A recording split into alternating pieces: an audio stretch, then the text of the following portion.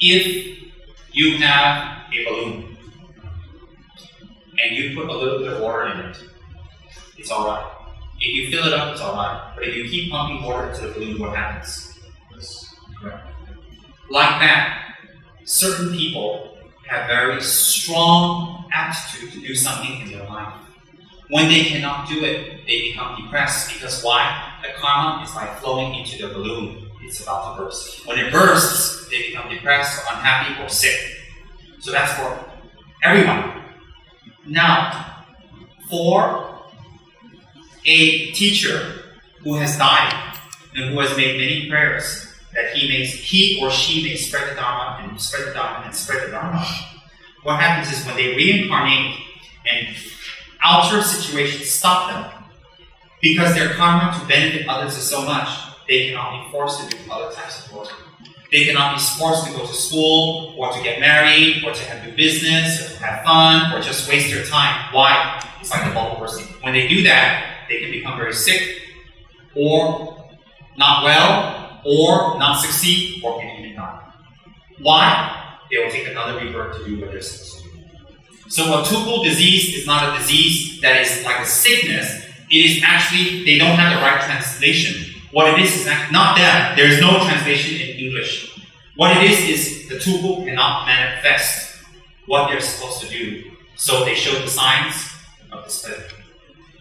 So when you have a true reincarnation, if you don't put them in the training of Dharma, or they don't do Dharma work, they become depressed, they become suicidal, they want to kill themselves, they want to die, they have accidents, they become sick. High Lamas, a sign of their being high is, listen carefully. When they're not doing Dharma work, they're very depressed. They become angry. They become sad. They want to commit suicide. They want to run away. And they're not settled. You can give them everything they want, but if they cannot do Dharma work, their mind cannot be settled. Why? Because the karma to do it is very strong. So when you give them Dharma work, it's like you have the balloon and you put a few holes with a pin, the water will come out. So it doesn't burst. So you can put more and more in, it doesn't burst. Why? Everybody gets some water. So if you observe high lamas, how do you know they're high? If you give them cars, houses, money, sponsorship, buildings, you give them nice clothes, you give them all that, they don't become happy. They say, okay, thank you. They don't become happy. But if you create centers, you create temples, you create statues, you give them sponsorship to help the poor, you give them material items, you produce books to help many people, they become very happy. Why? They came to the world to do that. So why is that a sign of a high Lama? Only higher beings think of doing things that benefit many people. Lower beings think of things that benefit themselves. So if you're a lower being, then if you give them cars and money and house, they're very happy. Why? They only think about themselves. But if they're a higher being, you may give them everything that makes us happy, but they won't be happy because that's not what they want. So therefore, if you create many Dharma centers, if you create a lot of statues, if you create a lot of teachings and texts, and people are organized, and they have help and letters and everything helping them to promote the Dharma, they'll be very happy. You will never hear them complaining, wanting to die, or run away, or nothing. Why? They came to do what they're supposed to do. It's very simple. So a tupul disease is a reincarnation of a Lama who the outer circumstances don't allow them to manifest spreading the Dharma. So they become sick. Some in Tibet actually die. But a few years later, their reincarnation comes back in another place. So you experienced that in America? Sorry? You also experienced anything in America?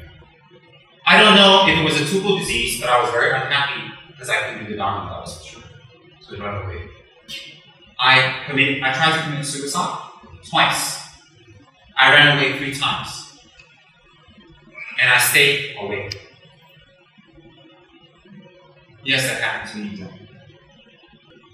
A real tupul will be very happy doing Dharma work, no matter how difficult, no matter how late they need to stay up, no matter how sick they become, no matter how much burden and trouble they have, as long as they do Dharma work, they'll be very happy.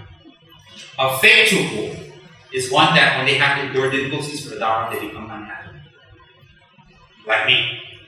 Oh yes, a fake tupul will be very unhappy to deal with Dharma problems and obstacles. But a real tupul, as long as the Dharma is flourishing, they will be very happy.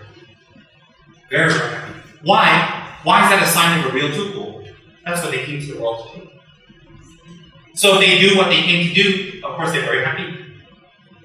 Mozart came to the world to play piano. He was very happy. Even at a young age, a child prodigy, correct? Yes. Nobody taught him. If you didn't let him play, maybe he would be very depressed. But I would like to do more than just play pianos. I would like to come to the world for a higher reason than play pianos. No offense intended. So therefore, a tupu disease is a manifestation that that person is not able to fulfill. And some tupus will die early. If their Dharma work doesn't grow, if their students don't perform, if their students don't push, they will die early. Why? They cannot do what they're supposed to do. So who loses out? Many people who could have gotten their benefit if they did. Very simple. So how do we extend a tupu's life? How do we make our Lama's life long? By transforming ourselves, by doing Dharma work, by making the Dharma grow, by benefiting others with Dharma. Then the tupu's life or the Lama's life will grow very strong. And the life will be extended. It's very logical. Why? He can do what he's supposed to do. So there's a reason to live longer.